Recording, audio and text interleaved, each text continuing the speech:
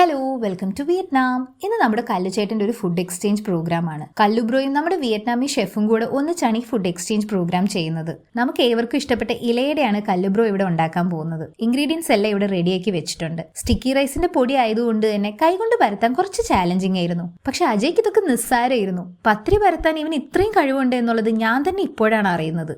Tuna ഫിഷിന്റെ ഒരു ഡിഷാണ് chef ഇവിടെ ഉണ്ടാക്കാൻ പോകുന്നത്. വെറും 5 മിനിറ്റിനുള്ളിലാണ് ഷെഫ് ഈ ഡിഷ് ഉണ്ടാക്കിയത്. കടിച്ച പൊട്ടാത്ത എന്തോ ഒരു പേരായിരുന്നു ഡിഷിന്റെ. പിന്നെ പേരിലല്ലല്ലോ കാര്യം, ടേസ്റ്റിലാണല്ലോ.